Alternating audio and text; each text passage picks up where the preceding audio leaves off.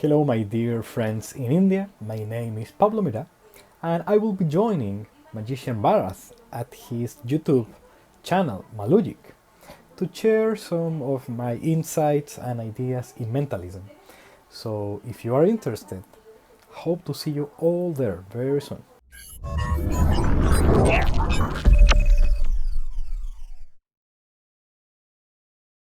Hello, my dear magicians and mentalists out there. I'm your host Bharath, and welcome back to my YouTube channel Mallugic. So, like other episodes, today I'm joined by a special guest. He's a mentalist, he's a psychologist, and he's the founder of the Mentalism Center.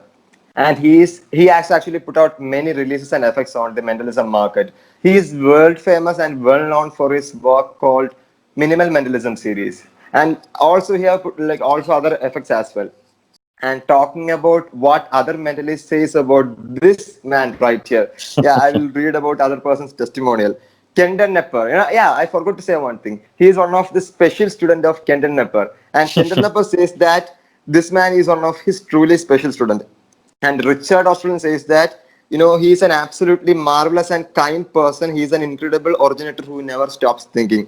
And you know what? Less than a decade, he has actually evolved as a prolific mentalism creator. This man right here is a prolific mentalism creator and a mentalist performer as well. And he have very much knowledge in the marketing side as well and about the psychological subtleties.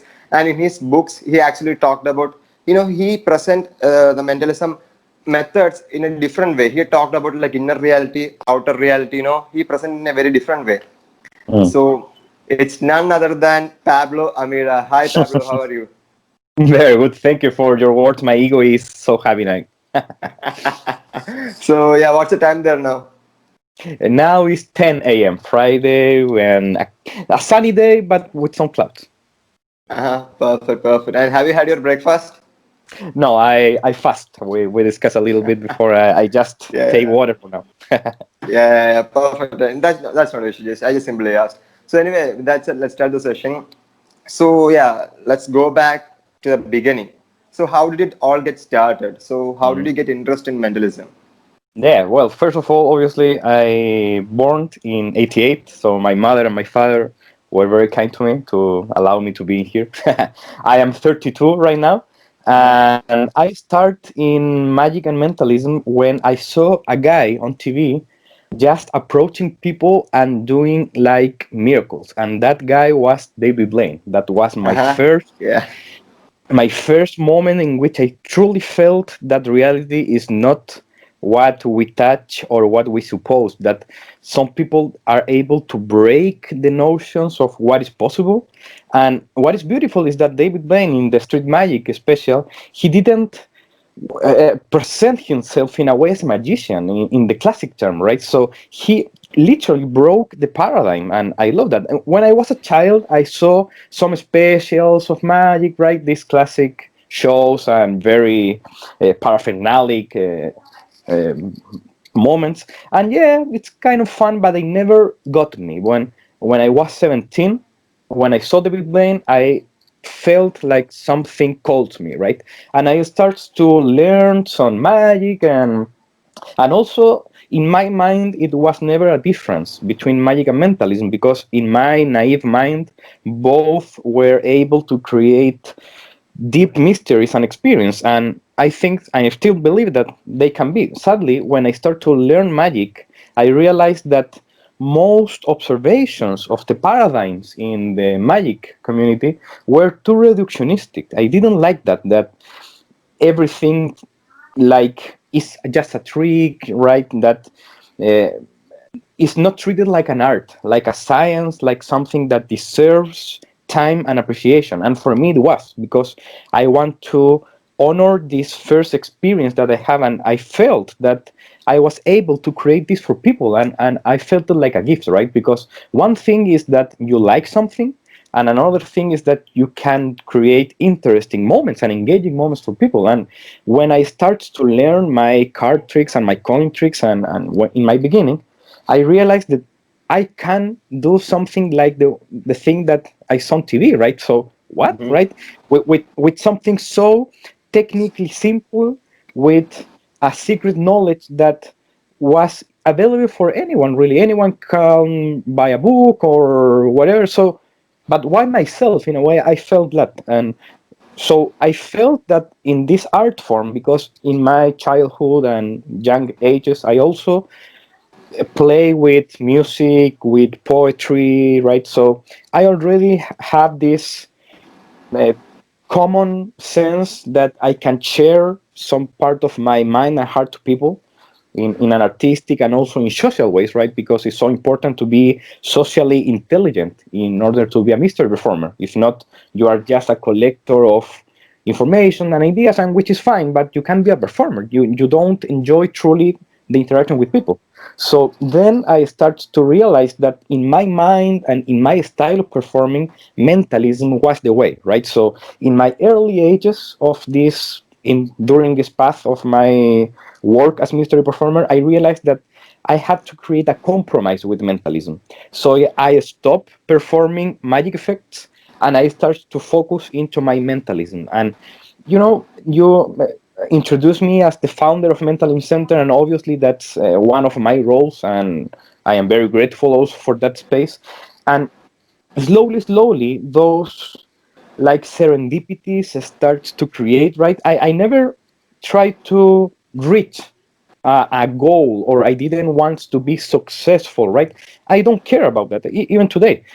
What I wanted is to find something and a space in which I can truly expand and do something that I love, that I don't need to put too much effort, right? And I think that everyone in this world has this something, right? And we need to find it, we need to search it. And some of us found it on mentalism, or in magics, or in music, others in science, right? Anything. But we need to find that special. And I felt that mentally, for me, that was my initial love and habit, right? I believe in habits, that we need to be uh, responsible and disciplined, and create habits for ourselves. And I feel that mentalism is a beautiful art form that I still cultivate, and a technical exploration, but also a habit. And I think that most people believe that in creativity and in arts, you are just need to be like lazy in a way, that you are just need to be there and ideas will come.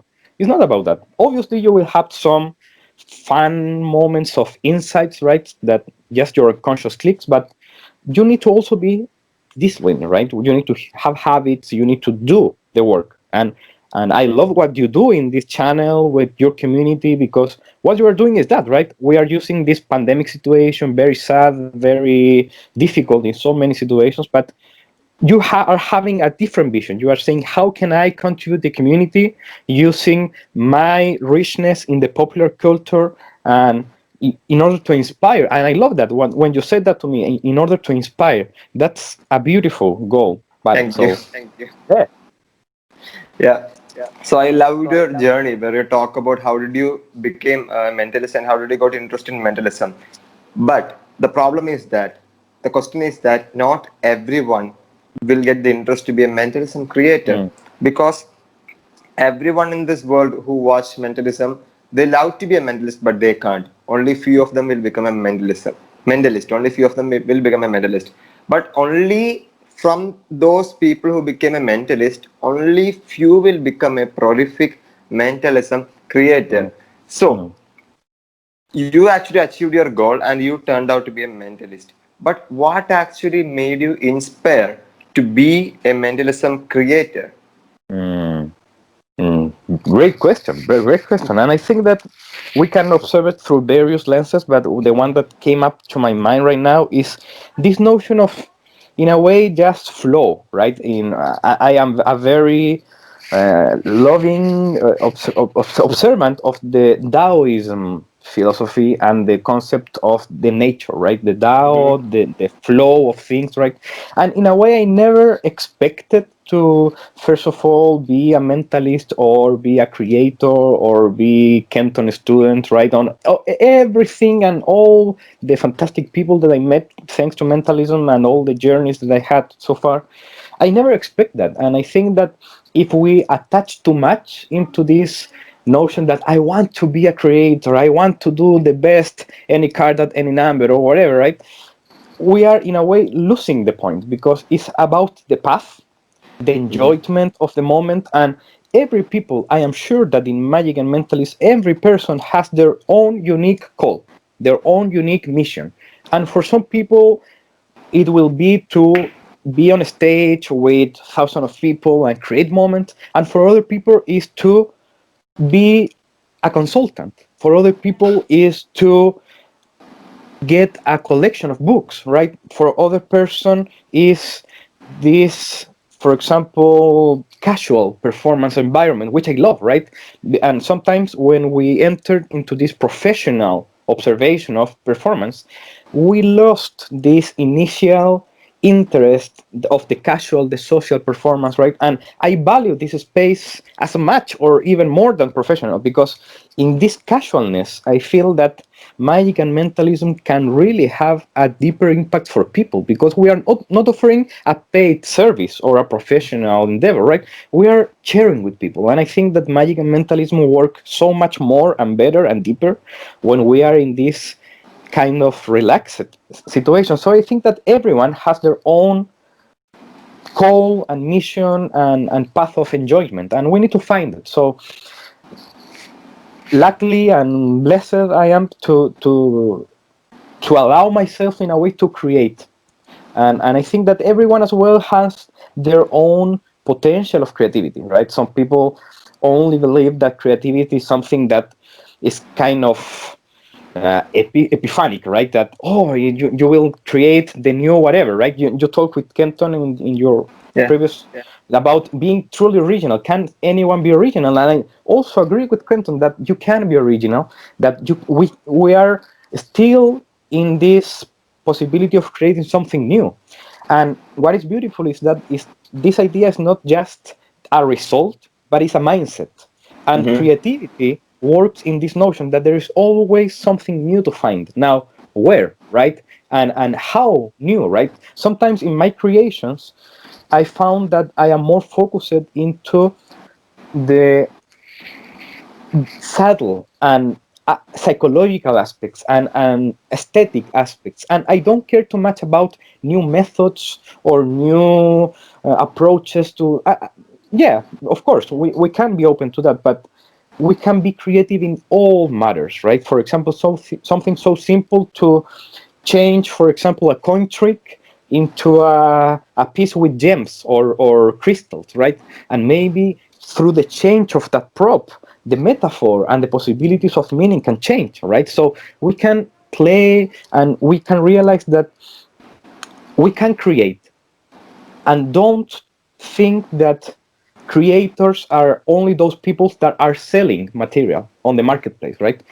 You can be a creator and maybe no one will buy your creations, because creation is not about the commerce, right? It's about the art. It's about feeling that you as your own potential is expanding, and I am creating something, maybe a small line, right, in your script, in your performance. Maybe that's your creation, and maybe that's your own authenticity. Beautiful. Maybe you create a new way to do a slide with car magic. Great, that's your creation, and go for it. But being creator is not about money, it's about the mind and the heart. Perfect. And yeah, I have like many questions to ask to you, but we are just going back where you said, creator is the person who actually, some people can create effects, but no one will buy. And there are Yeah. some people create effects, many people will buy. Now you said that. So I just got a question in my mind when you said that thing. So this is the interesting thing. There are like magic companies, okay, I'm not going to name it, who produce such silly or like stupid effects, such crap material in real life world. But we can't do with those things within real life world because those are really crap, only for the camera. But they make such epic trailers that people will say, oh my god, this is so cool, and they will buy it. And when they buy it, they get disappointed. Yeah. Then there are some creators who creates absolutely brilliant effects, but they were not able to produce that effect in a physical form with a cool trailer, or maybe they didn't have any cool testimonials from the legendary people in the market or like legendary people in this industry. So those effects will stay underground because not many people will know about that. So when you create an effect, what's the strategy that you use to reach your effect to many mentalists all over the world?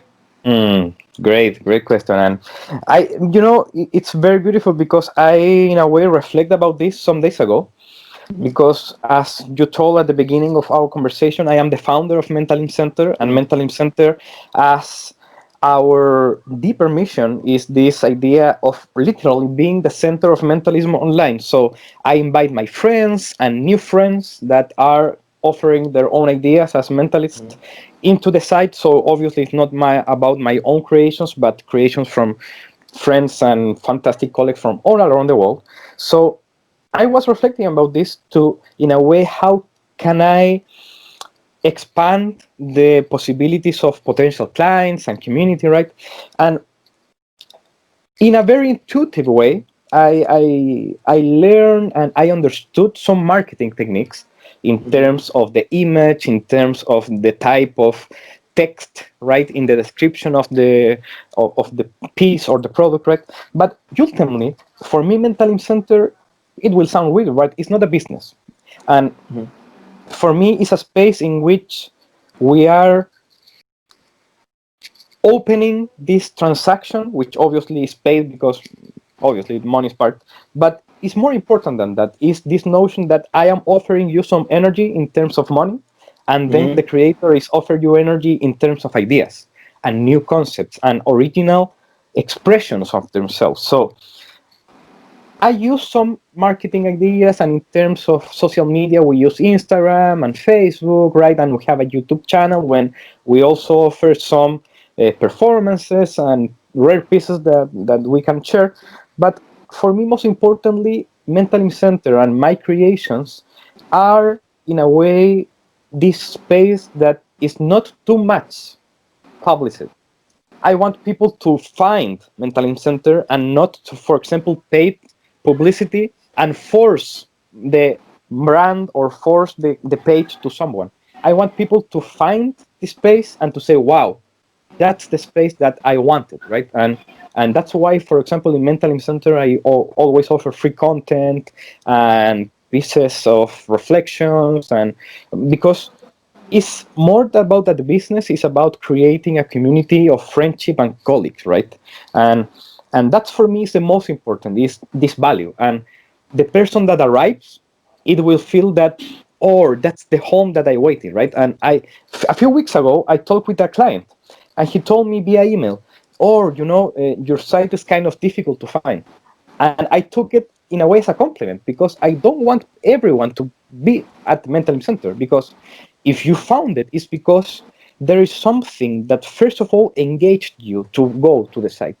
And I don't want to be underground. It's not the strategy. We can say, no, it's a strategy to be underground.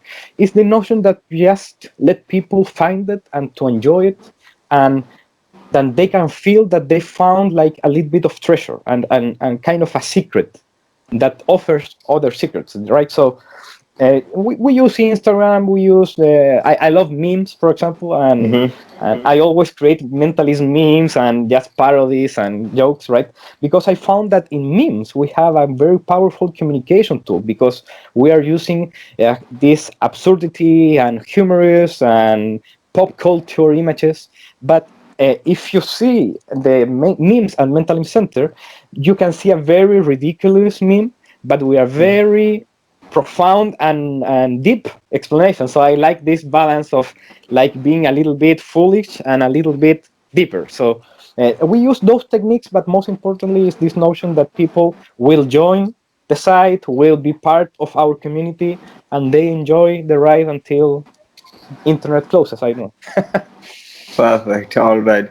So let me ask you something. I know the reason behind it, but I am asking this for the magicians and mentalists who are watching this.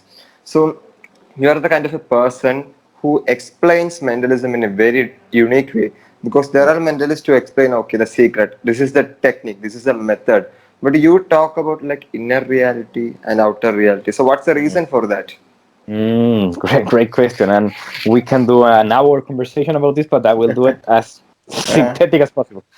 And is very associated with that. You ask me how I started, and when I started, and I observed David Blaine, and I learned some magic pieces, and I started to do it, I realized this polarity between our being in a performance, right? And I realized that there is no one thing happening from our perspective as performers, because people are perceiving only one reality, which is basically the performance, right? And our mission is to do what we need to do in terms of technique, but don't show that to people, right? Our techniques must be felt like moves, right? Normal casual moves.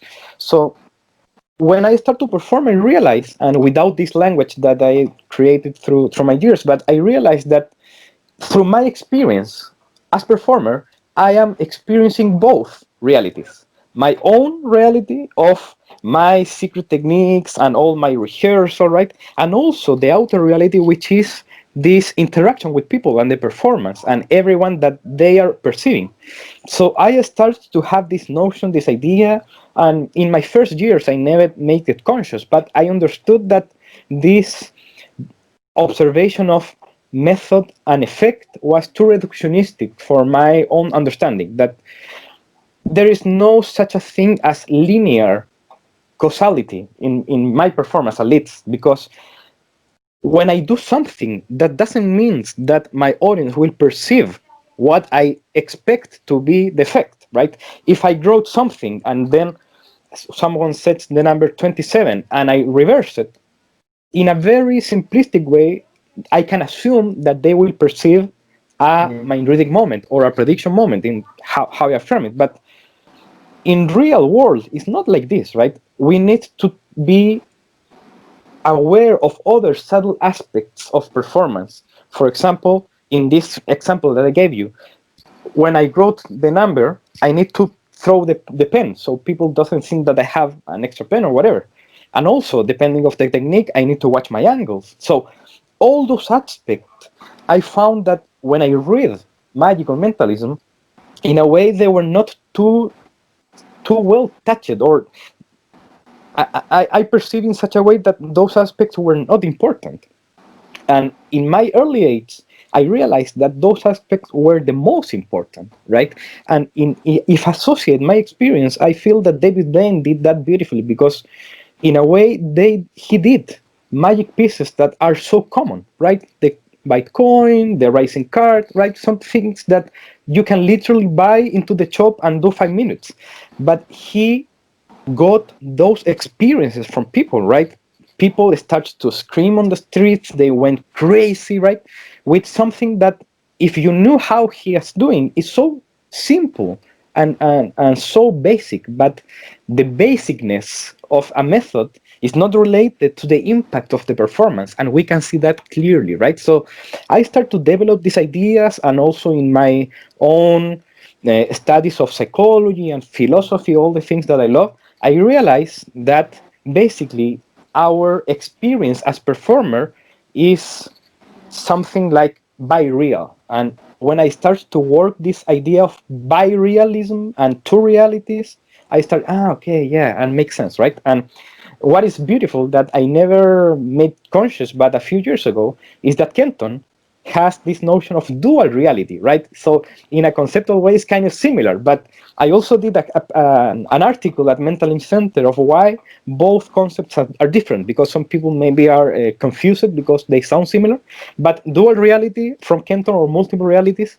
is different to this paradigm of performance, right? This bi-real study is an observation in how can we understand what we do, in my opinion, a more effective way, so we can approach performance and understand what is my inner reality, what is the effect of the inner reality, which is the outer reality, right? Cause and effect from that dimension, and all the understanding of, for example, the core reality. And in my book, By Real, which I have in here, and anyone who is interested can go to Mentalism Center and found it for free, the PDF version.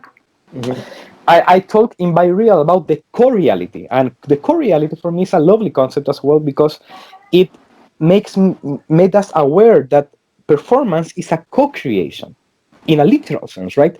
If I don't have an audience, obviously I can't perform, even though I perform. But there's no mentalism because there's no audience to perceive, of course. So if we treasure this concept that the performance is a co-creation, we will realize that we don't need to engage spectators but participants, because we need people in a participative mind, for real, an active participant mind. And that is our responsibility to facilitate. So we need to create the proper questions. We need to interact with people with very powerful ways in a psychological and social way. So there are so many beautiful aspects of performance that, in my notion, this idea of secret and effect or something like that is not completely holistic, right? And the bi-real concept of in reality, outer reality, for me is more in depth and in a way it's more simple, because I also understand what I am doing in my inner reality when, for example, I am doing a secret move or a secret action. And then I can understand, for example, that everything that I do in my inner reality must be camouflaged in the outer reality.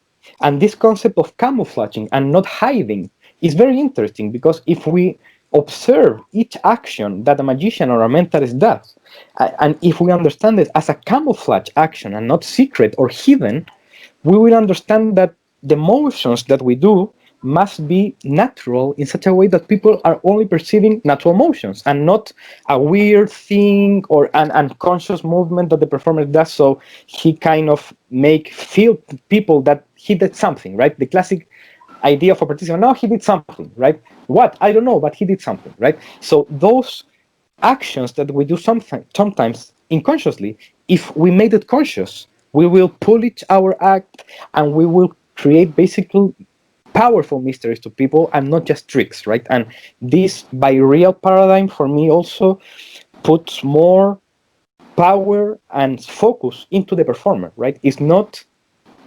the method that you use. It can be the most basic one, it doesn't matter, because if you are powerful enough to create this beautiful mystery with such a simple, basic, quote unquote, method, is because you are the mentalism, you are the magic, right? And for me, that's the most important. Kenton says, don't just do mentalism, be mentalism. Or don't just do magic, be magic, right? So another notion is that if I take the magic trick from your repertoire or the mentalism routine or whatever, are you still magical? Are you still like this person that is interesting to know, right? That's why I also love readings, for example, palm readings or tarot readings, because this authenticity allows us to understand that people want to connect with people, right? People doesn't want to connect with tricks. A trick can be fun, of course, can be visual, can be playful, right? What you said with the trailers, right? And trailers can be deceiving, and we can't blame the marketplace, right? Because it's their mission. The big companies, they want to sell you things because it's a business. They want to win money, of course, and it's not bad. But it's our responsibility to be open and attentive to this potential too much twisted reality, right? They are selling some things that, as you said, they are not real work pieces. They only work for videos or even that, right? Sometimes gimmicks are fragile and they break, right? So they are basically selling you this fantasy that you will be magician because you will buy something, and that's not the case at all. Magic is not a path that you can buy. It's a path that you take with love, with compromise, with fun, and it's a personal path, right? We can't expect to buy magic. We need to create it in our own inner reality, right? So we don't need to be deceived. We need to be open and to say, this can work in my repertoire, this not, right? And if we know ourselves and we understand our roots as performer, we will realize that we will be much more selective with our purchases, because it's very simple to think that, okay, I have money, I will buy things and I will become a magician. No, you will become someone that buy tricks. A magician is someone that really take the time to study, to observe, to improve, to create from that piece, right? So magic is a way, as Tenkai says, it's not something that you buy. First of all, thank you for explaining the difference between inner reality and outer reality in a way that makes sense for the audience. So, first of all, thanks for that. And now we are actually going back to the portion where you said about David Blaine's performance, and where you said that basicness of the effect doesn't affect the impact on the audience, and it's all about the how we take those effects in a performing way, how it's all about the performance. So Yeah. that's what you said is true, because basicness of an effect doesn't affect the impact of the audience, because it's our mind that we think that that's a basic effect. So one of the interesting thing about our community is that nowadays, as the technology is increasing, as you know, the products which are coming out in the market are increasing, especially young mentalists and magicians are not realizing this fact, because when they see, okay, so this method, I thought this method might be interesting, but this method is so silly, I wasted my whole money on this, but they doesn't realize the fact that how it can impact on the audience. So, and also in the end where you said that we have to be selective, so combining these two things which you said, that we have to be selective and also basicness of an effect doesn't affect the impact on the audience. When you Yeah. combine these two things, we will form a question in our mind that how we can be selective. So what's my question is that it's a big confusion that there are many variations of the same effect are appearing on the market. So for, let's say, in order to divine an ATM passcode or childhood crush, there are different methods like impression devices, technology based things. Like, I'm not going to name everything, but there are different methods for that, and especially, and also propless mentalism effects are also there. So how a mentalist, how a working mentalist or a hobbyist mentalist can know which will suit them? So do they have to buy all the effects and test it out, or how they can be selective? Yeah, yeah. And when you go to a shop, Bharath, and you want to buy a new t-shirt, how do you know which is the t-shirt that you want to wear? Which teacher? Yeah, I will look for the teacher who have more experience, like going through the stage performance, more experience on the stage, and also I will look forward to the opinions of the management in that school, that yeah, what they say about which teacher is best. yeah, exactly. And right, but and that is very important because you know that because you know yourself, right? Mm. And we have this notion that we need to look outside, but the deeper way is that you need to look inside because you will know how to be selective as soon as you realize what do you want to achieve in magic or mentalism.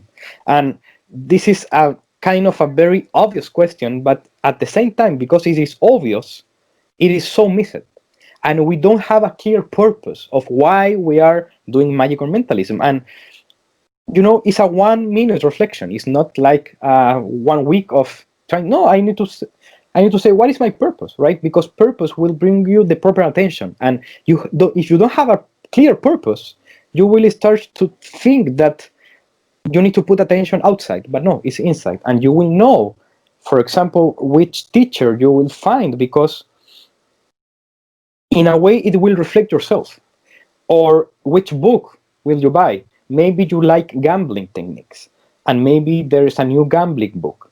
Okay, so maybe before going into this compulsive action of just buying, I need to research first. Maybe I will Google the name and okay, makes sense. Okay, I will do it. Or maybe we can limit our purchases of material. For example, one book per month, right? Or one release per month. So we have this limitation of it's a limitation that allows us to explore our possibilities. Sometimes we have so much that we don't have a clear observation of what we have, right? And this is a classic notion that several people in our community have, that they go and they download ebooks in torrent sites. And obviously, if anyone is watching this, don't do that, because for two things. First of all, obviously, is it's not that it's illegal, but also it's immoral, because that piece of content was not created for that result, right? It was created to take it with care, take it with proper investment in all the sense. But also, secondly, it makes bad to you, right? Is anyone watching this video is downloading videos and ebooks in pirate sites, is not only that you are damaging the structure of creators, but also you are damaging yourself because you have so much that you don't focus. And we need to think in the old days, our legends, our masters, they didn't have even internet. So they have books. If they had this possibility of meeting the authors, they can meet in person, right? But most probably they use just their imagination. So because we have so much in these modern times, we don't use our imagination, and our imagination is is a powerful tool. It's one of the most powerful tools that we can have. So that's why I always invite people to, yes, watch videos and to consume visual content, but also read books and go the old ways, because when you read a book, you need to truly imagine yourself how, right? So if you start to focus into those aspects, you will not even be too much attentive to the marketplace. Maybe you will not jump to the latest release all the time because you will not have time, because you are studying, you are reading your book, you are practicing, you are rehearsing, right?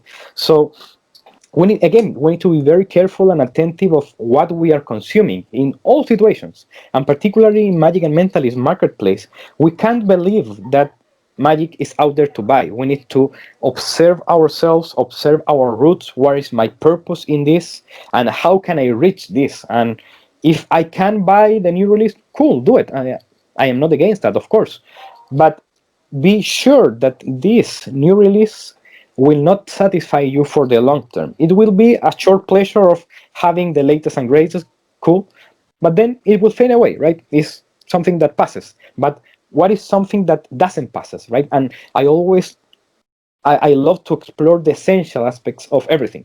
So, for example, I play guitar as well and music. So I think, what is the essential sound that I need to do in this moment so I don't do too much, right?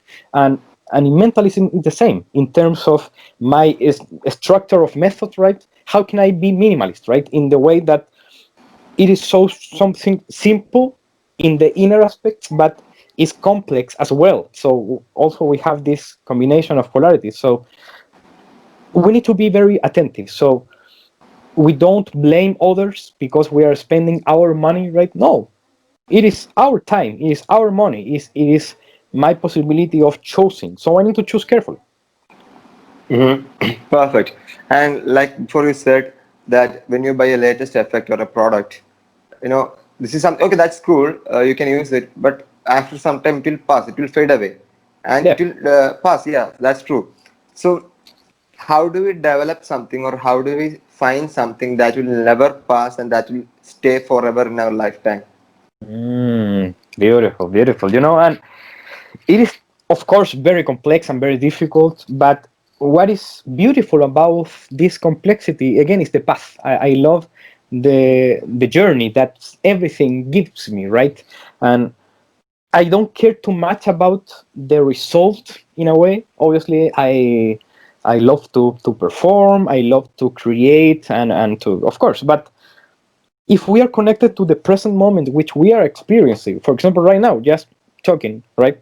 We need to be in here and not in there, right? I can't be in this mindset of, for example, talking to you and at the same time thinking about something else, because I am dishonoring you and I am dishonoring me. So we need to be present. We need to be conscious about this moment. And if we are in this mindset, I think that we will enjoy the path, right, of creation, of contemplation, right? For example, one of the creative exercise that I love is to take an object and to just feel it, right? And take it from different places and observe it through the light and observe it in shadows, right? Playing, just having time with maybe an object or an idea, and that will allow us to understand that our view of something is just that, it's just a view, because maybe tomorrow I will view this object in another way and I will find another potential, right? Maybe if anyone does card magic, they can maybe take the deck of cards and observe it from below, and maybe that different perspective will also give you a new solution for something. Maybe you are working in a new sandwich effect, let's say, in card magic, and maybe that will open you a new idea. Who knows, right? And if you don't reach something, quote unquote, doesn't matter because you never expected. So basically, it's this playful mindset of just engage with my prop or an idea or my own imagination, right? And a very beautiful exercise that I invite everyone to do is to close your eyes and imagine what do you want to people to perceive in your magic piece or mentalist piece. So basically, you are imagining the outer reality without thinking about the inner reality of your method. That doesn't matter. Just imagine this situation. What do you want to create? Let's say that I want to work with pendulums, right? And I want people on the front of the stage to work and observe a pendulum, and I want to create this image, right? So, okay, so how can I create this? Okay, I invite 5 participants and I give pendulums, okay, but how can I create? So now I am creating, right? I am developing this idea from the outer reality, and then I work the inner working. So then let's say that I want to pass some envelopes, and I want people to fill the envelopes, and only one of them will move in a different way, and we select that envelope, and that was predicted, let's say, right? So now I can say, okay, so if I use 5 persons, maybe I can use something that is related to 5. So let's say I can use the 4 elements plus a spirit, let's say. So earth, water, fire, right? I have 5.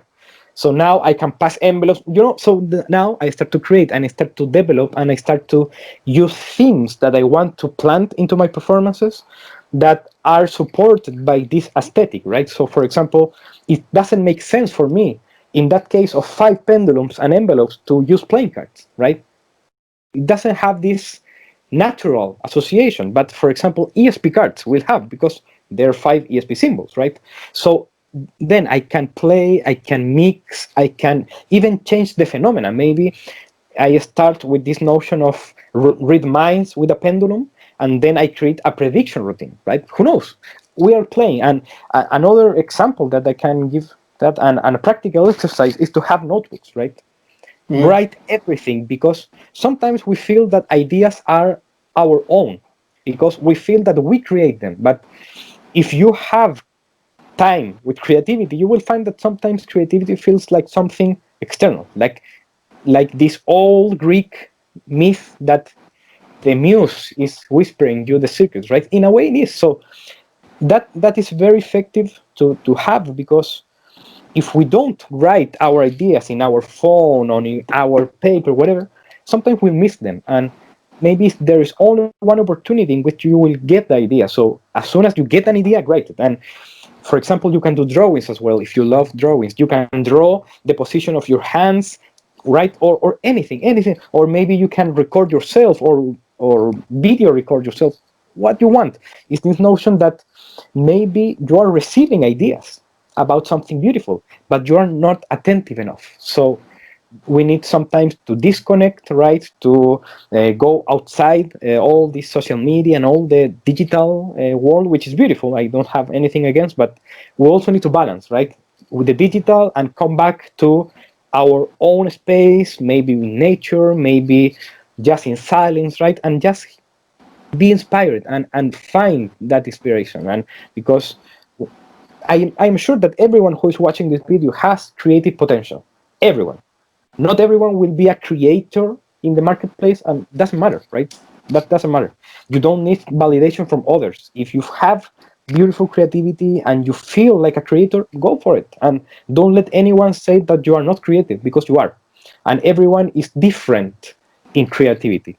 And thanks God for that, because if we are all the same, that's boring, right? We need variety, we need different creativity. So if we are centered in this position, I am sure that everyone will find their own potential. They will focus into the classic books and references, right? Because it's so important. We need to we can be attentive to the new releases, of course, beautiful, but most importantly, we need to find the value in the classic books, right? In mentalism, we had so many classic authors and so many classic modern authors, right? Kenton, Richard Osterlind, Bob Cassidy, rest in peace, but he's still a very relevant author that we need to study constantly to understand that these are the principles, right? And the word principle in Spanish means the beginning. And I love that notion because the principles are the beginning, is our foundation, and we can add extra decoration and small things, of course, on top, but the foundation is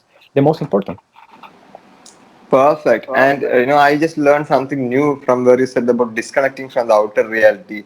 So it makes me think that it's true, because when you connect from the sometimes when you connect disconnect from the outer reality, and if you go deep inside the inner reality, we will realize how much potential we have, right? Yeah. So I learned something new, like where you said about that, and also like I love the in Spanish it is principally beginning, because Yeah. here in India principle meaning is actually the method or like the technique behind that. Those are the principles, how to do it. But in Spanish it is beginning. That's actually beautiful though. Yeah, Yeah. perfect. So in your way, in your perspective, how do you define mentalism, and what's your philosophy about mentalism? Mm. In my experience as a mentalist, I found that I can describe and observe mentalism as a practice and or an art form, because sometimes it doesn't feel like an art, and again it's fine, but we can do both, right? Both a practice or a craft in a way, and an art form that in which the performer, which is the mentalist, engages and interacts with his audience with demonstration of the mind that are not ordinary, right? And I like to observe it in such a way because sometimes mentalism is not about creating quote unquote supernatural or paranormal psi phenomena, but also mentalism is very related to these credible pieces of performance. For example, the solving of a Rubik's cube, right? And solving a Rubik's cube is very mind related, and even though doesn't fit into this category of parapsychological phenomena, right? Telepathy and prediction and clairvoyance and psychokinesis. Even though doesn't fit like that, is a very interesting type of unusual mind activity that we can add into our repertoire in order to create credibility. And for me, mentalism is highly relevant to create a space of performance in which people can feel that what they perceive was real. And I take that long languaging because it don't just this notion that I want to convince people, right? Or I want to demonstrate. I don't like this notion of demonstration, because why? Why I want to demonstrate something? It's like this power game in which I know that this is real. So please learn, your stupid audience, right? No, no, I am sharing. I am exploring this potential that mentalism allows me to explore, right? And it is so beautiful because in mentalism we can read minds, we can predict decisions, we can use energies, we can apply our intuition, right? It's so beautiful, and we can create those experiences to people as real experiences. So we can create this ambience in which the mind phenomena is kind of paradoxical, right? Because I know that this can be real, but I experience it. So what happened, right? That's the mystery state that we can reach with magic or mentalism, right? That moment in which people are uncertain. And I love that because that's so human. And in a way, I take the words from Einstein, right? Einstein said the mystery is the most precious emotion and moments that any person can experience, right? Because mystery is the beginning of every exploration of the humankind, right? Mystery allows us people to start to explore arts, starts to explore science, starts to explore spirituality and religion, right? So literally mystery is the beginning of everything. So what we are doing for people is that, right? And we are doing that through our tricks, our techniques, our games, right? And it's so beautiful because we can, in a way, camouflage this powerful value of mystery through these little games, right? Pick a card. Put the card like this. Okay, now, so this is not your card, like, but magic is transformation, and now it's your card, right? Something so simple, so beautiful, that is not very convoluted in words, right? And that's again one of the teachings from David Blaine, right? We can be very simple and minimalistic in our script, and even in a way be the anti-performer, because he doesn't want to be seen as a performer. He's just a guy on the street, right, doing this magic, right? So what is happening here, right? So this notion that we can create something so beautiful with our endeavors is what make me fall in love with mentalism. So that's how I define mentalism, as this activity in which we are interacting and we are creating these fascinating and apparently paranormal activities of the mind. Well, talking about, you actually mentioned about minimalistic, right? So I was actually going to ask you this question later in this session, but when you talked about being minimalistic, I think it's the right time to ask that question. So what's the reason behind naming one of your famous creation? Like, we know that it is minimal mentalism because there are like different volumes for that, right? So what's the reason behind that to name it as a minimal mentalism? And also tell us about how minimal mentalism can influence and take the mentalism community into the different level. Yeah, beautiful question. And the minimalism approach of activities, right? Because minimalism is this philosophy that explore art and explore design and explore beauty in different ways. But basically the motto of minimalism is that less is more, right? So what I found appealing about minimalism and why I apply to mentalism is that it connects us about the essentials, right? And minimalism is not about having just a canvas with a line, right? Sometimes we can think like minimalism is about being kind of lazy, right? Just do the minimal thing. It's not about that. It's about finding the essential, right? And we can observe a beautiful painting, that a tree full with colors, right, with different beautiful dynamic possibilities, but a minimalist painting of a tree maybe is a line and some branches, right?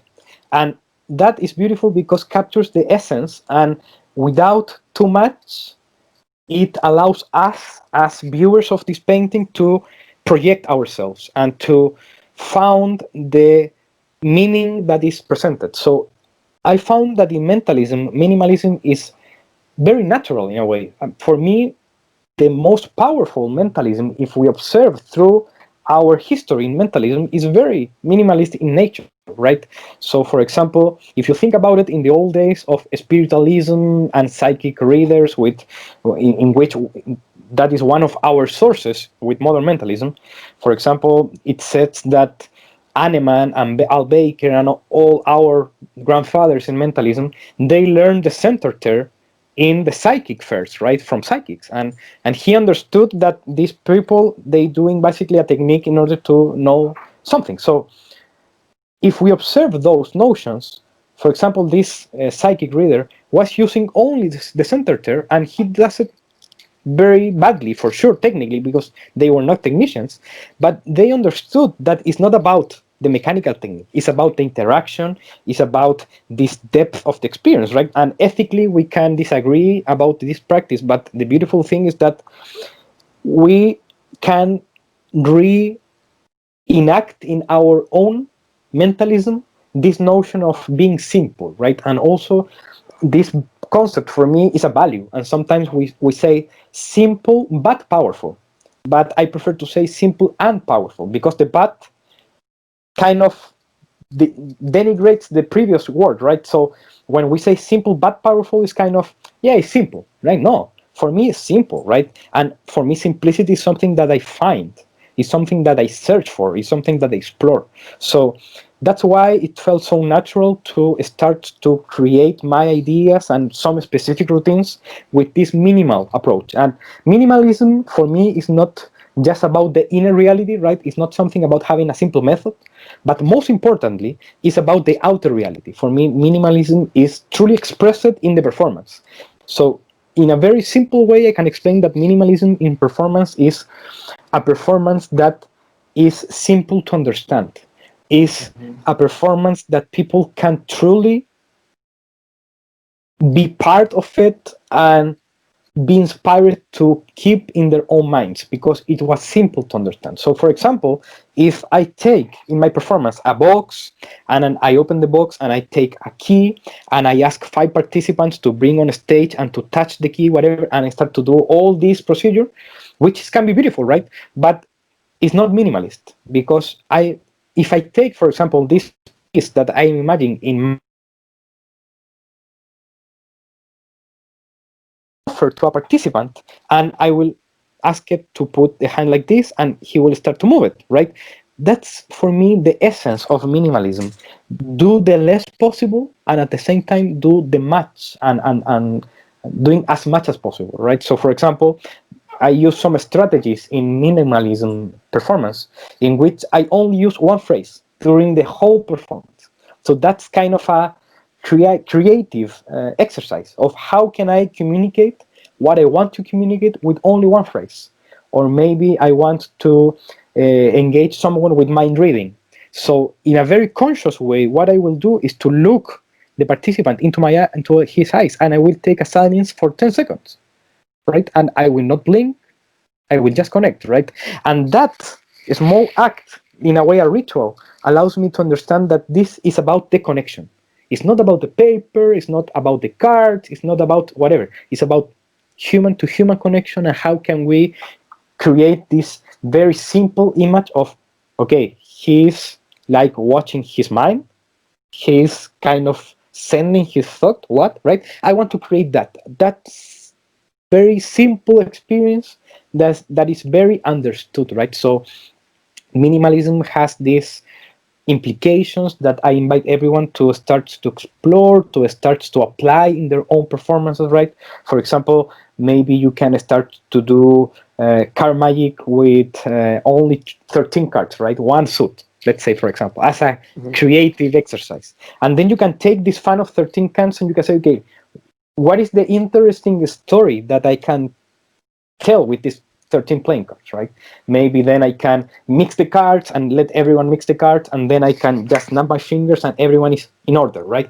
Or maybe I can do like a small triumph, let's say, with small cards, right? We need to be creative and move, but always connect to the essential, to what is the minimal action that I need to do in order to reach the impact that I want to do. And when we embrace this notion, we'll realize that bonsais, Japanese bonsais, is a beautiful metaphor, right? Because a bonsai is a tree, is a small tree, but still keeps the characteristics and the essentials of a tree.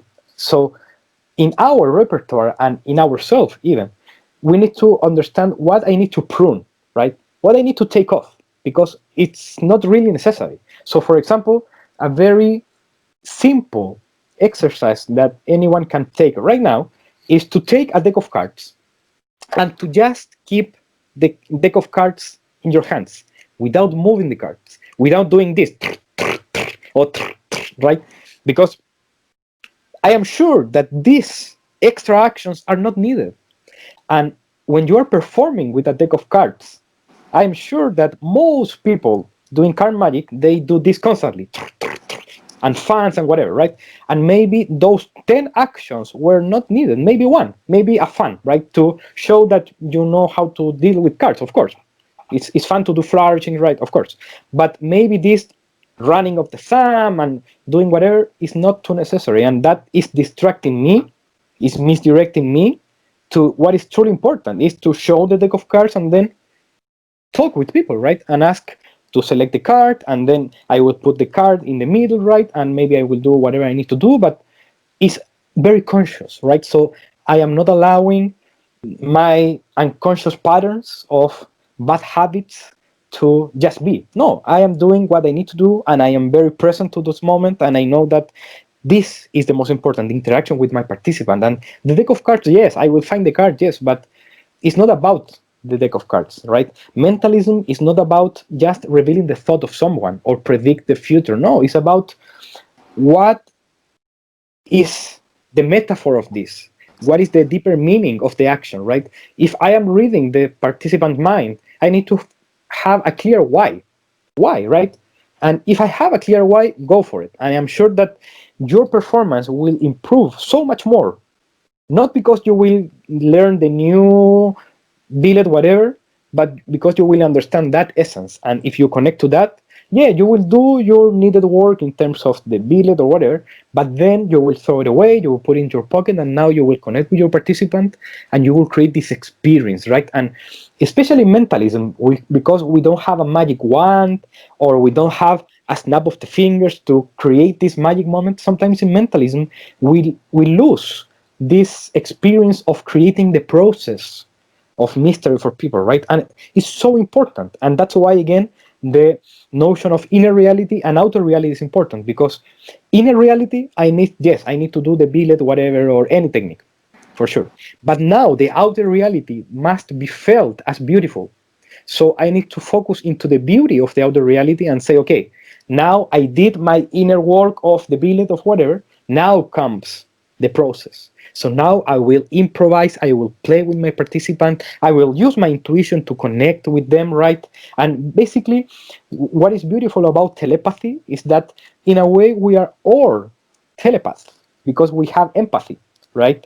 And empathy is a very beautiful way to create telepathy because most people will think very similarly, especially if we do the conscious action of connecting with the participant. So if I connect with this person, maybe I don't know this person, but I will do my best to feel and to think like this person. And maybe that empathic action will allow me to create this mysterious moment in which I can start to reveal things about this person. And how?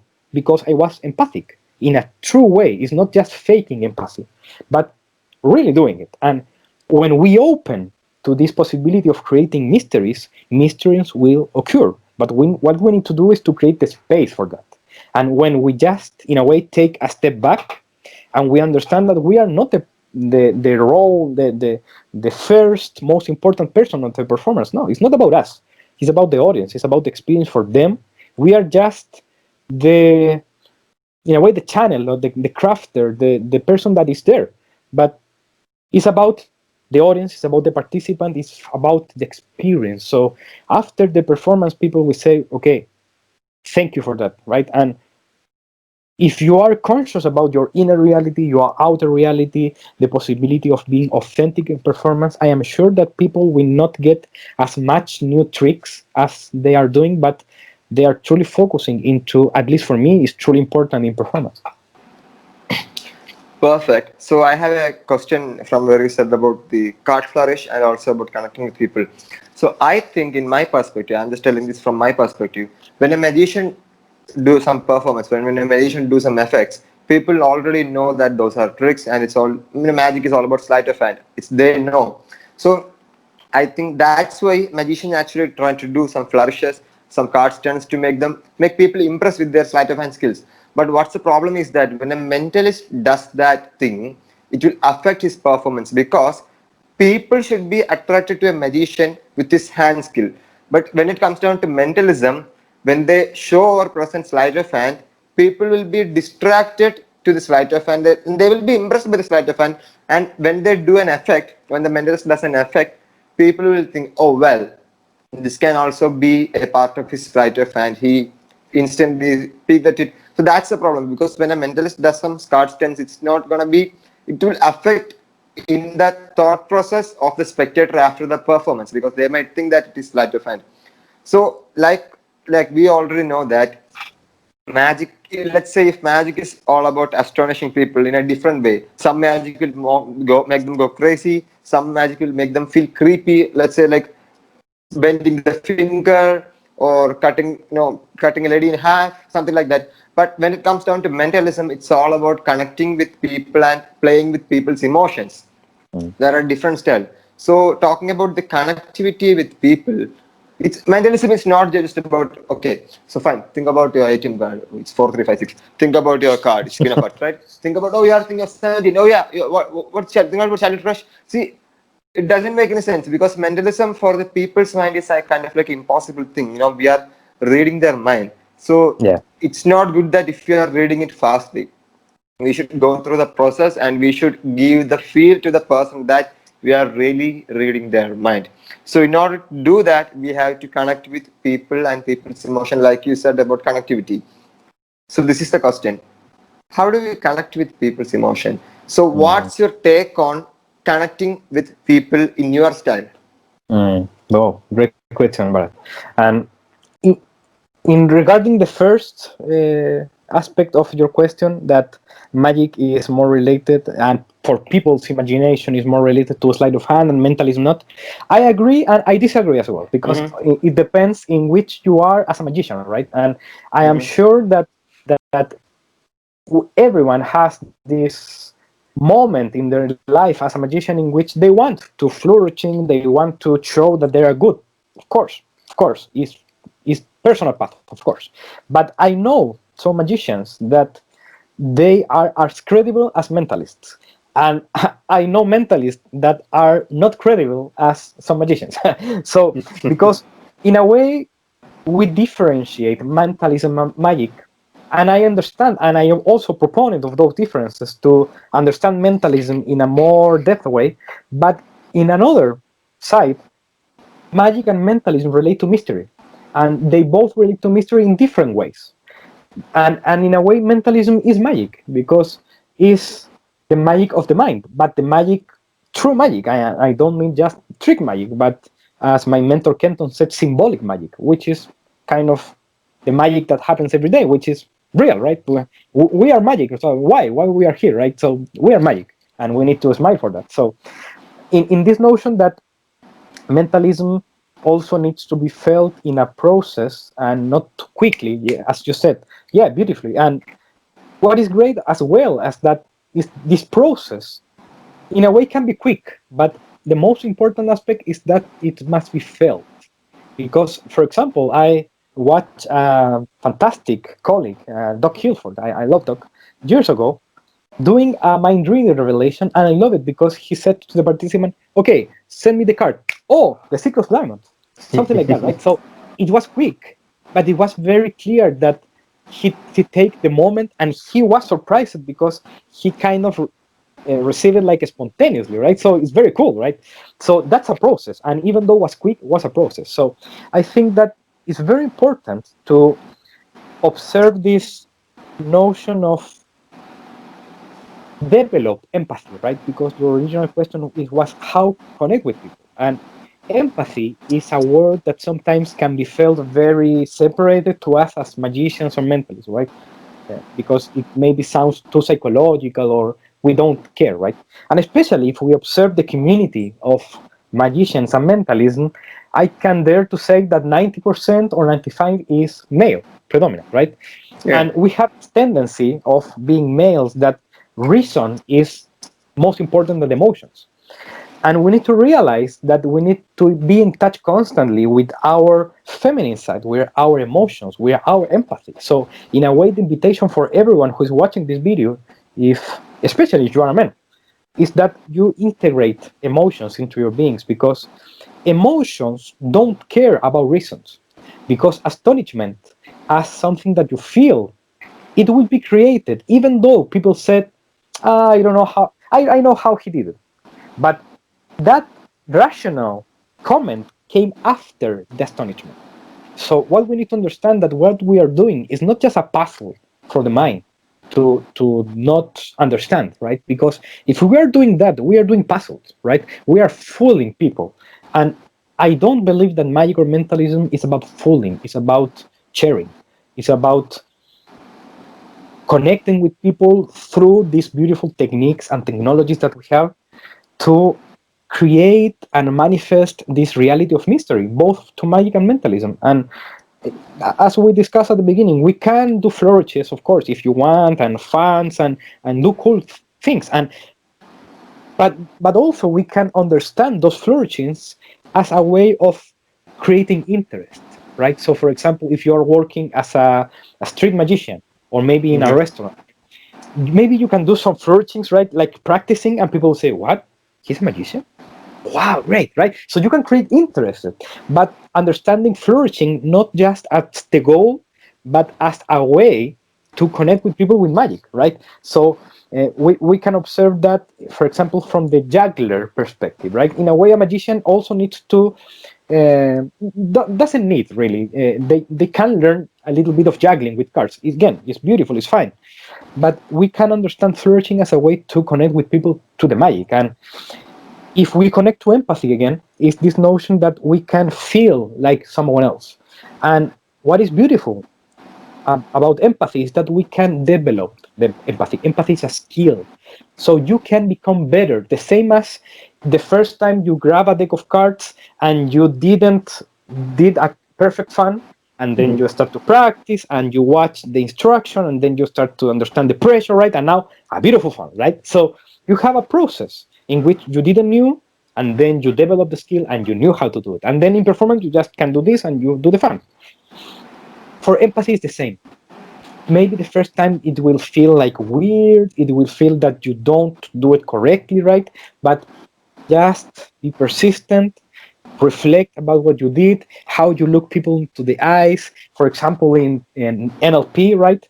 There is something called mirroring, right? So if you want to connect with people, you need to take a similar posture, right? And it must be obviously very natural. You don't need to like playing like the puppet game, but you need to be connected with people. And if you truly connect with people and you want to do that, mirroring will come automatically. You will look into the people's eyes and you will have the intention of connection. You will have the attention of connection. Thus, you will connect because you will be sincere. But taking empathy or connection as a technique is it can be like counterproductive, because if you apply it as a technique, it will feel as a technique, and people will even get the opposite result of he's faking it, right? He's looking at me, but he didn't truly care. But if you do it as a way of interact with anyone, right? And what is beautiful about magic and mentalism as well is that allows us to connect with people with this artifact that we have. But in another situations, we also learn social skills, right? We learn how to talk, how to use our hands, how to use our tone of voice. So we can almost learn to be better human with magic and mentalism, and we are, of course. So this empathy that you are starts to create consciously in performance, it will also help you in your self-development as human beings to be better communicator, to be more attentive with the other's emotions, to have better relationships, right? Sometimes we are so selfish in our relationships with people that we think that we are the center of the relation. No, the relation is in this imagined invisible space, and performance is the same. We need to put our efforts and our work. Audience also needs to put their attention into this, and this is the beautiful mystery that we are co-creating, right? This interaction, this fun, the mind reading, the transformation, everything that we can create is created in here. So empathy is a skill that anyone can develop, and if anyone is interested, you can learn and read about emotional intelligence. You can learn about empathy. There are many books, great books, that you can learn and understand how can be more empathic. And I'm sure that if you just focus into that, to be more empathic with people and to connect with people and to find in a way what is yours into there and what is there into you, you can develop this skill and be better performer, and most importantly, be better human. Beautiful. Thanks for explaining so beautifully. Perfect. And yeah, before we go into some more questions, let me ask you something. Uh, does Kenton influence you to grow beard like this? Of course, and um, beards are a beautiful characteristics that we can develop as men mostly, right? Some women Yeah. can beard as fine, but if you are attentive about beards, each beard communicates something different, right? Because of your beard, right? How old are you? I'm 20. 20. We have a great beard, right? I'm 32 and I just can't have that. So in a way, the beard chooses you, right? Because you can have this beautiful big one. I can't. I can only get like this. So, but I realized that in this space, I can create my antennas, right? So that's for me the one of the antennas to ideas. Perfect. So actually, what you thought about me? How old? Like before I mentioned my age, what you thought that how old I will be? uh, Sometimes age is reflected not just about the appearance, right? Because obviously you look much older, like 25, 28. But I sense in your language and in your observations about magic and what is important and your criticism to the marketplace, I found in your language and in your maturity a much older mind. And I love that because in your position as an influencer for young generations, you are showing that age is not a limit, right? Sometimes, and because I was also 20, right, years ago. So Yeah. I I felt that my age, especially mentalism, was like a counter value in a way that no, he's just 20. He, just let it be. He will not be in 20 years. Yeah, we are here in 12 years, right? So it's about persistence. It's about having a clear vision and doing something that you love, and both for your appearances and your maturity in conversation, I feel that you were much older. That's the thing. I mean, like most of the people whom I interviewed, when they asked my age, they used to get shocked because they don't think that I'm 20. Most of the people said that I'm 28 or 30. Yeah. That's yeah. Also because of the looks as well. Not only the conversation, but about the looks as well. Okay, yeah. Let's leave that right there. Let's come to the session. So talking about personality, persona in mentalism or magic. Like we know that there are different personalities and different styles in magic and mentalism. There are talking about mentalism. There are mentalists who have like mysterious personality, like Max Weber. There are performers like let's say Paul Draper. He mixed magic and mentalism in his stage shows. Yeah, and so the thing is that most of the people in the world have two personalities. In my knowledge, the personality they have in the real life and the personality they have in the show. And when I said this to Kenton told me like there are three personalities. The personality that we really have deep down in our heart, the personality that we show in real life, and the personality that we perform on the stage. So when it comes down to mixing magic and mentalism, sometimes people tend to mix two personalities on the stage shows. In magic, they will be like they'll entertaining way, and they will present they will fun around with people. They will say jokes, and suddenly in the next performance they will do mentalism, and they'll go like Yeah. serious mystery. So in your knowledge and in your experience, what's your opinion about mixing magic and mentalism, and also about mixing personalities? So is it like we have to follow or we have to keep one personalities for our stage show, or is it okay that if we mix personalities? Yeah. Yeah. Great question. Great question. And if we observe the word mix, I think that if we are more careful about the word, and let me add the word combine, Hmm? I can understand the combination of magic and mentalism because, as we discussed previously, both are part of the mystery performances. Yeah. So for example, Richard Osterlind, which I love, and also Kenton, he does magic and mentalism, and Richard as well. And what is great about Richard as well is that he does magic effects, but they don't feel like magic tricks.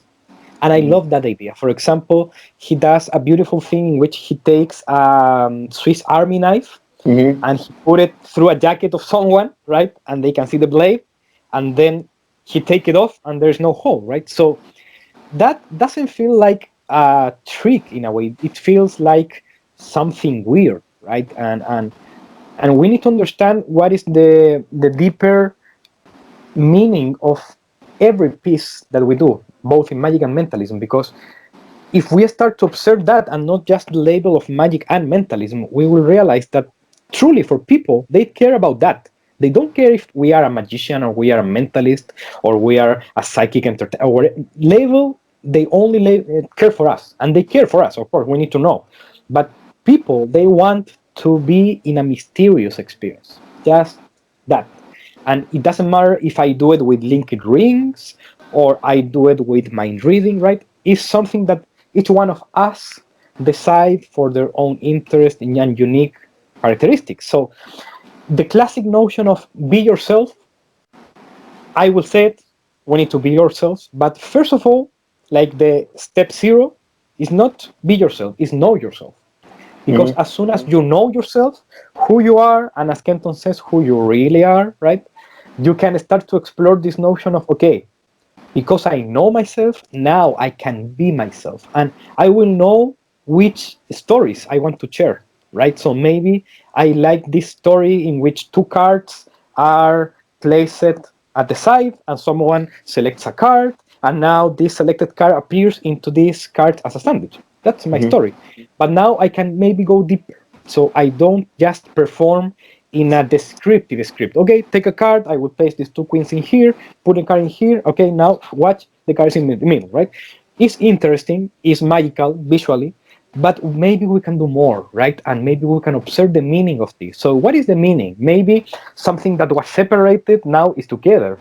So maybe now these two queens are metaphorically two persons, maybe, right? Now we can start to play and to understand what is the true depth of everything. But only that comes from this deeper observation of who am I, right? My personality. And what is great about the word persona in Greek is that persona means mask, right?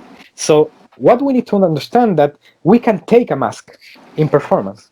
We can take, in a way, a dramatization of our personal personality, if you want to call it like that.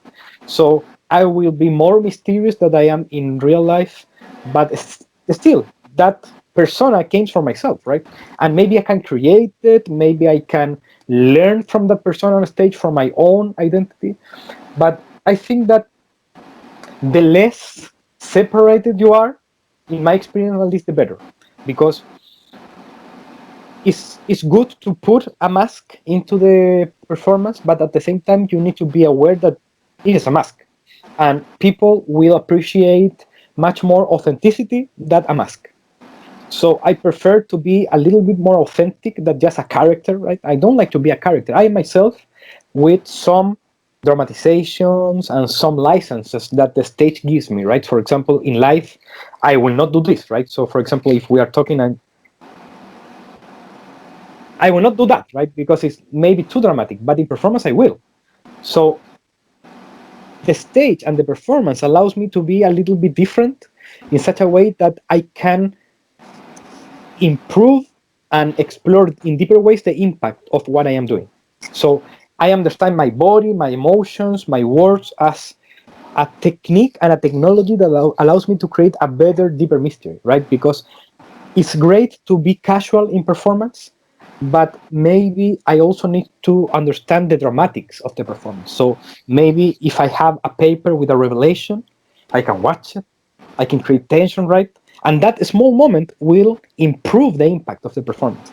But if I only have this, ta-da, maybe it feels like trivial, and it's not casual but trivial, right? So we need to have these balances. So I think that it's very good to create a persona for performance, no doubt, but also having this balance of allowing yourself express to this new role in your life, and in a way also be observed as a bidirectional, right? Because the performer self also can teach you your own self, right? So it's a bidirectional. So you can teach this role, which is yourself as well, but in reverse, you can learn from this role, and maybe you will find that you are not as introverted as you think you were, or maybe you are not as socially awkward as you maybe think about you, and maybe you are much more capable and you have potential of connecting with people, and maybe then you will transcend even the performance and you will be a better communicator, right? And in normal life you will be better in connecting with people in empathic ways,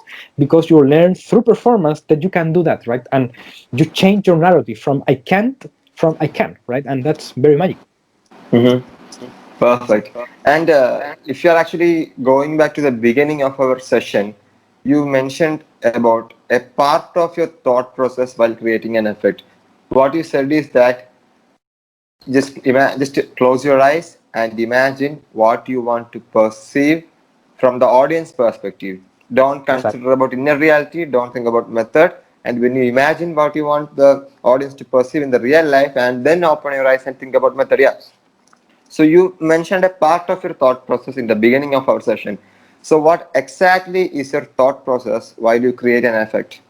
Oh, exactly. I don't think that I can say it, Bharat, because uh, creativity is creative by nature, right? So we Yeah. can have some procedures, we can have Mm-hmm. some strategies, but if we try to control it, I think that is counterproductive. We can't think of one way to do it because we can learn from books, we can learn from our own experiences, we can learn from talking with people. Mm-hmm. And in my own experience, I found out that, again, creativity is creative, so it's kind of crazy as well. So it's very chaotic and very fun. Sometimes I am just doing something that is kind of not related to mentalism, and I receive this idea and I need to pause the movie and I need to write it because if not, I will lose it. Or I am listening some music or doing something else, and bam, an idea, right?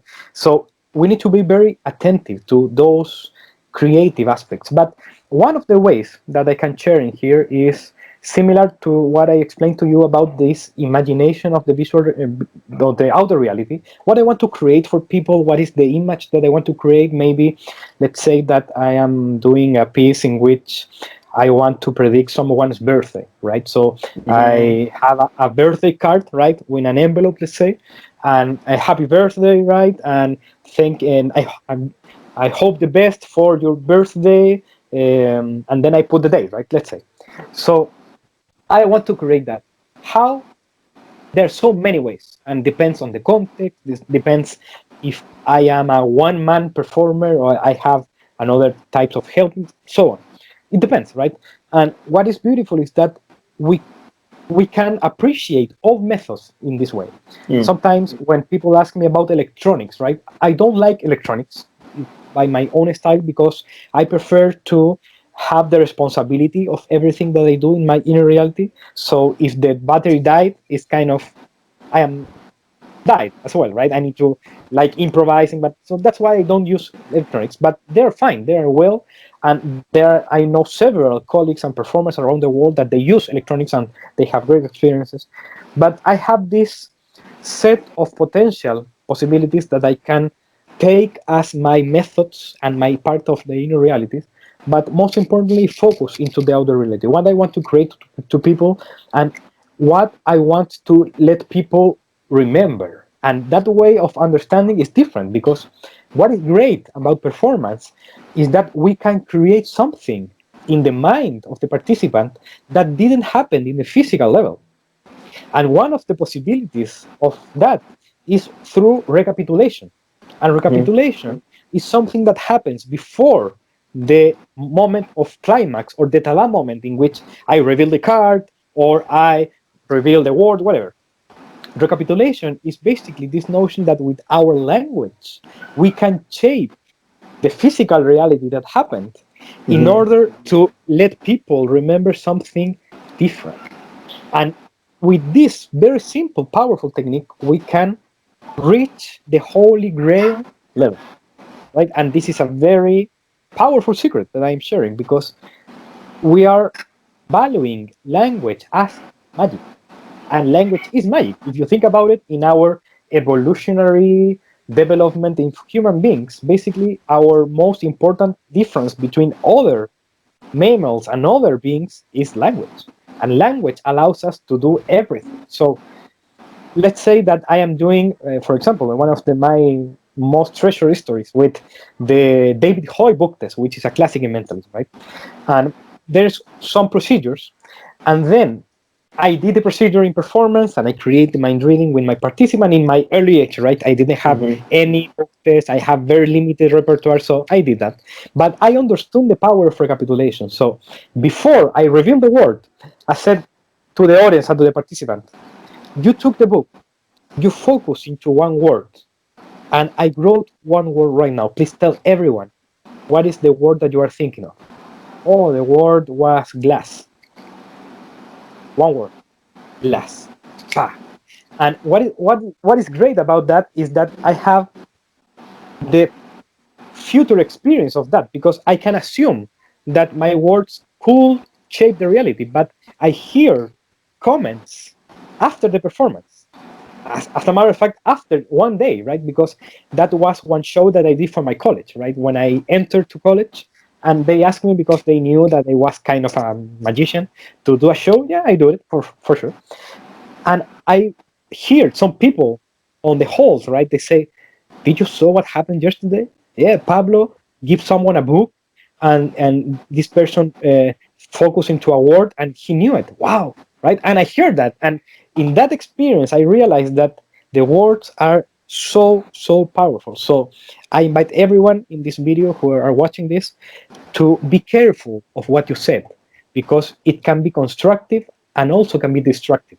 Sometimes we have this pattern, right, when we perform. Okay, I have a deck of cards in here, 52 different cards. Please choose a card. And it sounds like default mode, like it's like you're entering into this needed type of pattern, right? And I prefer this script in which I know what I am communicating, and I can be flexible with my words, but at the same time understand that there are some critical words that I need to say.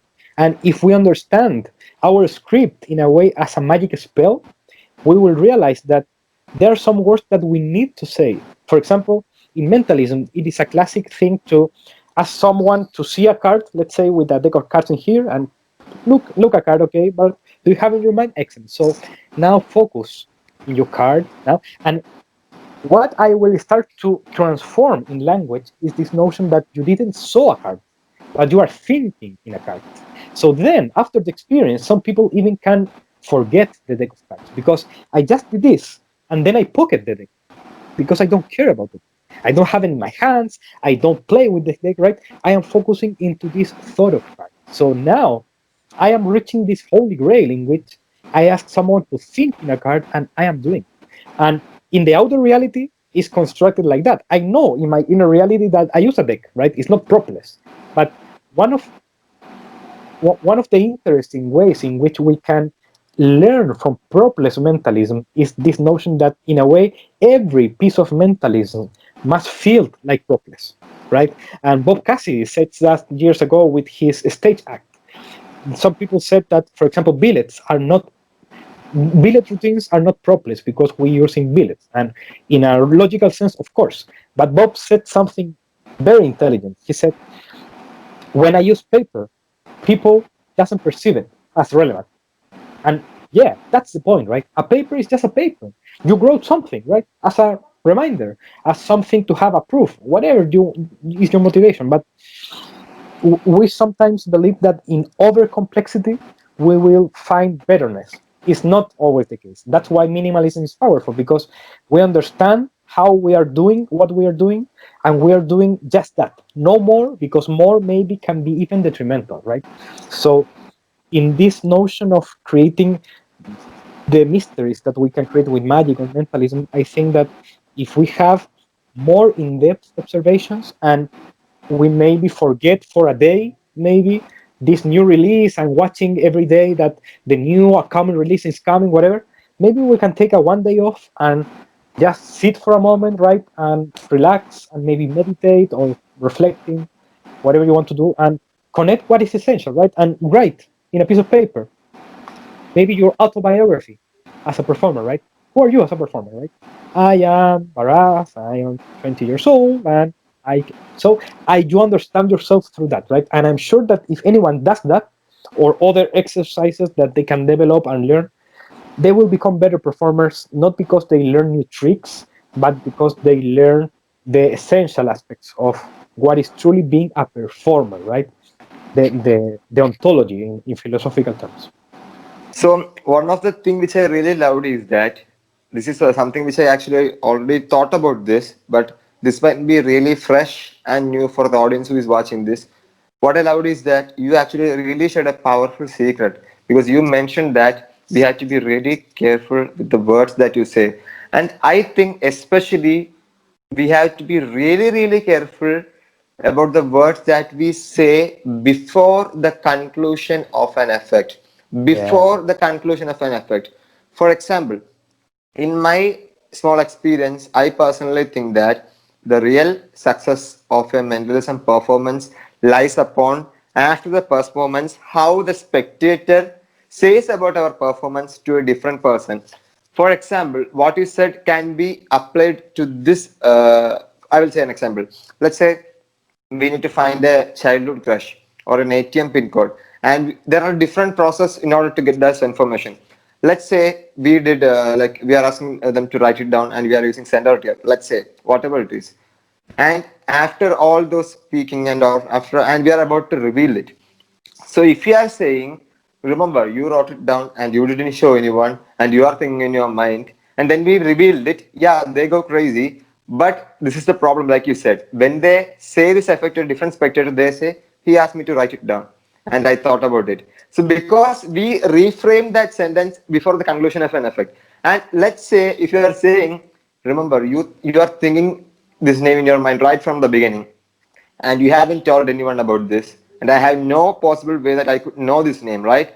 Then if you are revealing it, how the person will say to the different perspective is, he asked me to think of a name and he revealed it, and he mind read me. So this is true, because what you said is really true. We have to be really careful with our words, and the Yeah. words that we use in our performance, like you said, it can take it into a holy grail effect. Yeah, that's true though. So thanks for like sharing that powerful tool with us. Thank you so much. Yeah. So let me ask you one or two questions, then we can end up the session. So where do you see the future? Like, I know that you are not like an astrologer, or you are not like you don't have that powers, but still, like we know, like personally, like yeah, I will tell about me.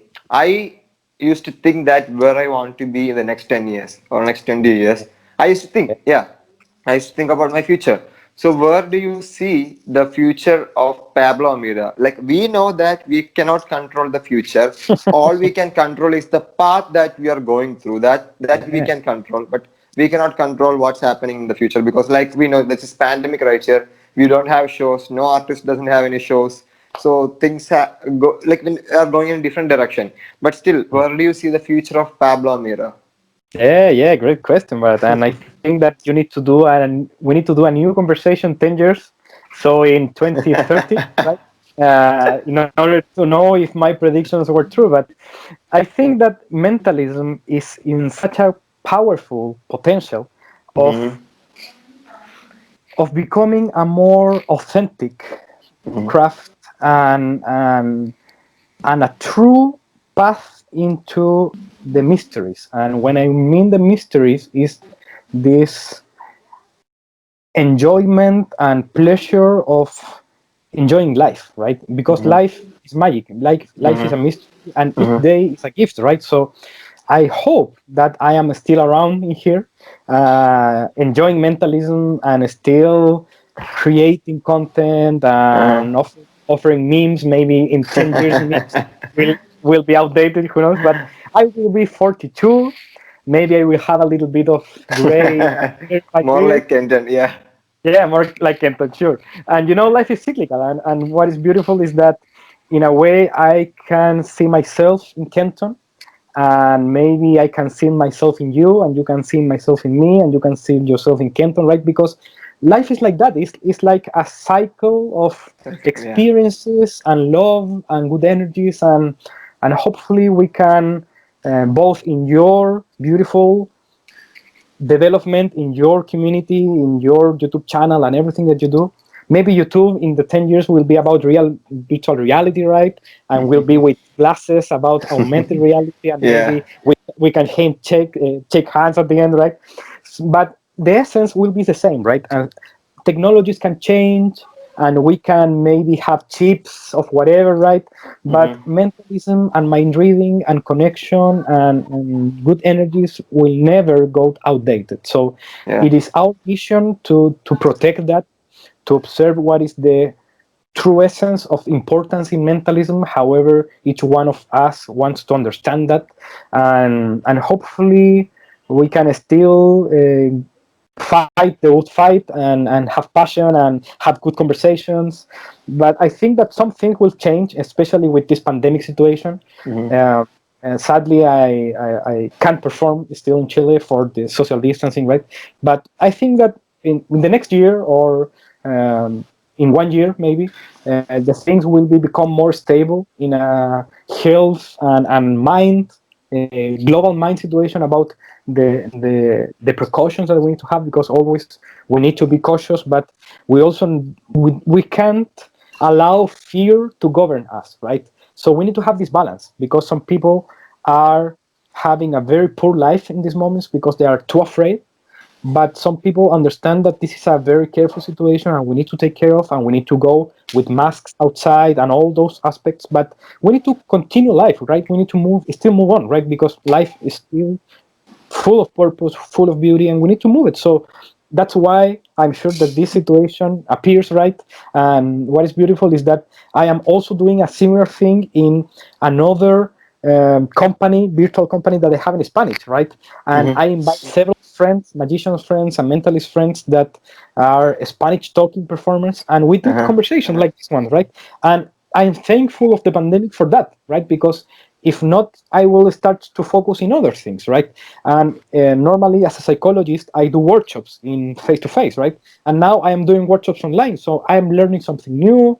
Yes, change is kind of comfortable, right? But we need to change because that's part of life, right? And we need to have this balance of what I need to conserve, what I need to preserve, and what I need to change. So that's balance. So in 10 years, I hope that I am still around, and I hope that you are still around, and we can have another conversation, of course.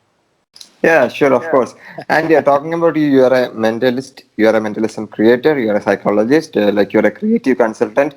So you're a blend of all these different areas, different genres. So this is something that you mentioned in the very beginning of our session, that you doesn't care about the success. You care about the persistence and the consistency, and how much we are like deeply passionate about our field. So I know that this question won't make any sense, but still for the audience, I am asking you: do you have any plan that you will be a full-time professional, like a full-time, let's say, Darren Brown, or like a, like they are known as famous mentalists in the world. Apart Yeah, from being a creator or a consultant, they are not known for that. They are known for yeah, as a professional, world-famous mentalist. yeah, So, talking about Pablo Amira, he is a mentalist, he is a mentalism creator, he is a creative consultant, he is the founder of Mentalism Center, he is an author of many releases. So, do you have any plan to focus on one thing and be like a world famous as a mentalist, or you will be like this forever? yeah. You know, the word plan is beautiful because it allows us to focus into what is our future, what is our vision, right? And it is a very beautiful say to think what is your vision, right? Because you are literally envision it. And in a way, sure, why not, right? But it's not a conscious plan that I want to reach, because in a way my plan is to keep expanding, to keep learning, to keep enjoying, to keep being that person that can share ideas to others, right, in several ways. And I know I don't have this structured plan to say I want to start to perform for gigs, or no, I perform whenever I feel like it, and sometimes people ask me for gigs, private gigs, and I say no, because I will not feel that this space is the correct space for performance. And for me, it's not about the money. Money is part, of course, as you said, success as well. And what is great about this concept that I also shared with you some moments ago about serendipity. And serendipity is a beautiful way of living for me, because serendipity connects us to this result without attachment, right? I didn't plan anything that happened. I just planned this notion of enjoying each day, to create, to have fun, to move, to be discipline, right, in habits, right. But the most important is that we need to be flexible, right? Because let's say that I tell you, yes, I want to be a professional performer in 10 years, and in 10 years I don't, right? And I am putting myself into a space of frustration because I expected that. And maybe it's not about my own efforts because maybe I did the best that I can, but maybe the external aspects, maybe the market, maybe I didn't reach the market in a powerful way. Who knows? So for me, my whole plan is to having this sense of serendipity, to enjoy, to be grateful about everything that happens, right? And to be open of what life wants to give me. And if life wants to give me a professional career just in mentalism, great. Now I need to be very attentive of what is that means, right? So for example, what is the consequence of my decision? Because if I start to do full professional work, maybe I will miss my family, maybe I will miss the time, right? Because I love to have time, and time is a value that we don't value too much in normal society. Time to just sit down, right? To do nothing, because when we do nothing we do too much, right? Unconsciously we know that our patterns start to connect, they start to like taking notes of thoughts and ideas. So we need to take time in our day to just reflect, to just meditate, to just connect. So maybe I will not be, because in the present moment I don't want to selling my time just for money, right, or for success. But who knows? Maybe, who knows? Oh, okay, that's interesting. That's interesting, though. Anyway, like we can know after 10 years, right? So Yeah. yeah. With that said, thank you so much for sharing your valuable time with us, Pablo. It's such a pleasure and honor to have you for this interview. I really appreciate your time and energy and the knowledge and the wisdom you had shared with us. It means a lot to us. It means a lot to me to have a conversation with you. Thank you. Thank you, Bart. Thank you for your time, for your energy, and I hope all the best, all the beautiful light and fun and moving to this community, because you are doing a very important job. So thank you. Thank you so much, Pablo. Thank you.